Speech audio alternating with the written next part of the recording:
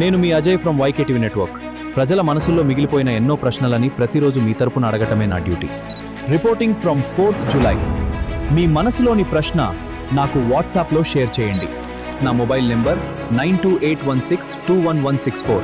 Signing off. నేను మీ అజయ్.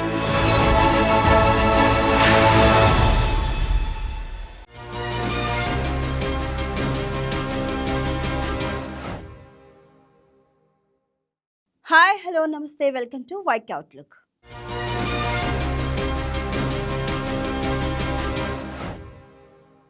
ఆంధ్రప్రదేశ్ రాజకీయాల్లో MLC ఎన్నికల చర్చ ఊపందుకుంది.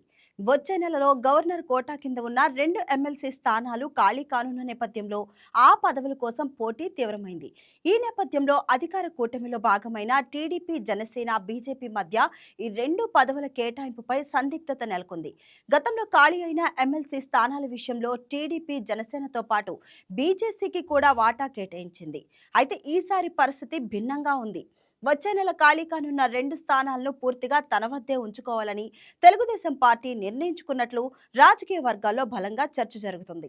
ఈ విషయాన్ని సీఎం చంద్రబాబు నాయుడు బీజేపీ అగ్రనేతలకు తెలియజేసినట్లు సమాచారం. కూటమి ధర్మంలో భాగంగా ప్రతి పదవిని 3 పార్టీల మధ్య సర్దుబాటు చేయడం ఆచరణలో సాధ్యం కాకపోవడంతో ఈసారి తెలుగుదేశం పార్టీ తన అంతర్గత అవసరాలకు ప్రాధాన్యత ఇవ్వాలని భావిస్తున్నట్లు తెలుస్తుంది.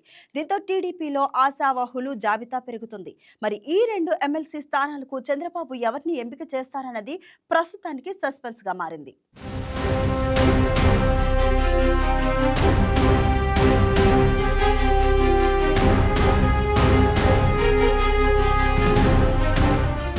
తెలుగుదేశం పార్టీలో ఎమ్మెల్సీ పదవుల కోసం ఎదురు చూస్తున్న నేతల జాబితా చాలా పెద్దదిగా ఉంది. 10 మందికి పైగా ఆశావహులు ఈ 2 స్థానాల కోసం పైరవీలు చేస్తున్నట్లు సమాచారం. వీరిలో వంగవీటి రాధాకృష్ణ, పిఠాపురం వర్మ, దేవినేని ఉమామహేశ్వరరావు, బుద్దా వెంకన్న, మహసేన రాజేష్, వర్ల రామయ్య వంటి ప్రముఖ నేతల పేర్లు వినిపిస్తున్నాయి.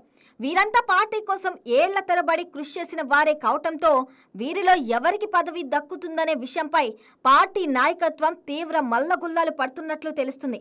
గత ఎన్నికల్లో పార్టీ ప్రయోజనాల కోసం సీట్లను త్యాగం చేసిన నేతలకు, అలాగే పార్టీ కోసం నిరంతరం కృషి చేసిన కార్యకర్తలకు ప్రాధాన్యత ఇవ్వాలన్న డిమాండ్ కూడా పార్టీ వర్గాల నుంచి వినిపిస్తుంది.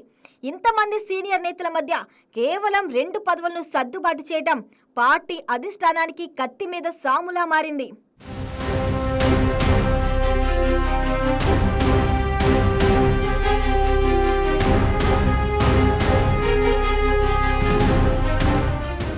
అయితే ప్రస్తుత పరిణామాలను గమనిస్తే ఈ పోటీలో 2 నేతల పేర్లు ముందు వరుసలో నిలుస్తున్నాయి. వారే వంగవీటి రాధాకృష్ణ, పిఠాపురం వర్మ. ఈ ఇద్దరికి ఛాన్స్ దక్కే అవకాశాలు ఎక్కువగా ఉన్నాయని రాజకీయ పరిశీలకులు అభిప్రాయపడుతున్నారు. వీరిద్దరూ తెలుగుదేశం పార్టీకి అత్యంత అవసరమైన నేతలు కావడం, గతంలో పార్టీ అధిష్టానం వీరికి ఎమ్మెల్సీ పదవి ఇస్తామని హామీ ఇవ్వటం ఇందుకు ప్రధాన కారణాలుగా చెప్పుకోవచ్చు. ప్రస్తుతం ఆంధ్రప్రదేశ్ రాజకీయాలు కాపు సామాజిక వర్గం చుట్టూ కేంద్రీకృతమై ఉన్నాయి. రాష్ట్రంలో కీలకమైన ఓటు బ్యాంకుగా ఉన్న కాపు సామాజిక వర్గంపై ఏ పార్టీ అయినా ప్రత్యేక దృష్టి సారించవలసిన అవసరం ఏర్పడింది. ఈ నేపథ్యంలో కాపు సామాజిక వర్గంపై విశేష ప్రభావం చూపగల నేతగా గుర్తింపు పొందిన దివంగత వంగవీటి మోహన్ రంగా కుమారుడు వంగవీటి రాధాకృష్ణకు ఎమ్మెల్సీ పదవి ఇస్తే రాజకీయంగా మంచి ఫలితాలు వస్తాయన్న అభిప్రాయం పార్టీ వర్గాల్లో బలంగా వ్యక్తమవుతుంది. వంగవీటి మోహన్ రంగా వారసుడిని గతంలో వైసీపీ నిర్లక్ష్యం చేసినట్లు ప్రచారంలో ఉంది. ఈ నేపథ్యంలో టీడీపీ రాధాకృష్ణకు అండగా నిలబడితే అది కాపు సామాజిక వర్గంలో సానుకూల సంకేతంగా బలంగా ప్రజల్లోకి వెళ్లే అవకాశం ఉందని పార్టీ నాయకత్వం అంచనా వేస్తుంది. ఇది కేవలం ఒక వ్యక్తికి పదవి ఇవ్వటం మాత్రమే కాకుండా మొత్తం కాపు సామాజిక వర్గంతో అనుబంధాన్ని బలోపేతం చేసుకునే వ్యూహాత్మక అడుగుగా భావించవచ్చు. ఇందుకు తోడు వంగవీటి మోహన్ రంగా కుమార్తె ఆశా కిరణ్ కూడా భవిష్యత్తులో అధికార కూటమి వైపు రావచ్చనే సంకేతాలు వినిపిస్తున్నాయి. ఒకవేళ ఆ కుటుంబం మొత్తం కూటమి వంచిన చేరితే అది కాపు సామాజిక వర్గంలో టీడీపీకి మరింత బలమైన పునాదిని ఏర్పరుస్తుందని పార్టీ నేతలు భావిస్తున్నారు.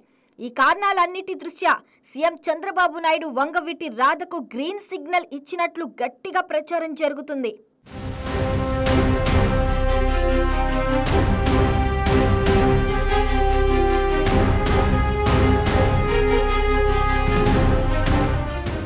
ఇక రెండో స్థానం విషయానికొస్తే పిఠాపురం వర్మ పేరు స్థిరంగా వినిపిస్తుంది.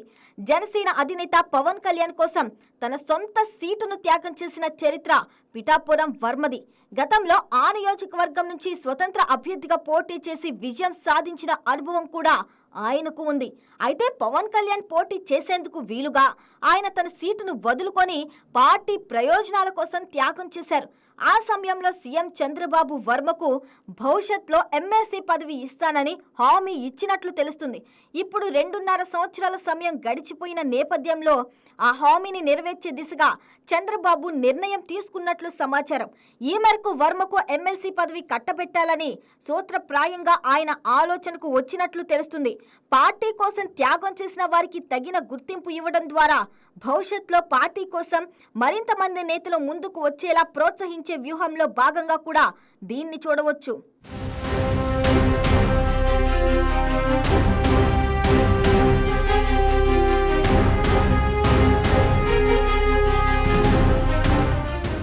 ఎమ్మెల్సీ ఎంపిక ప్రక్రియలో ఎలాంటి గందరగోళం తలెత్తకుండా వీలైనంత ముందుగానే దీన్ని సాఫీగా పూర్తి చేయాలని చంద్రబాబు నాయుడు భావిస్తున్నట్లు సమాచారం.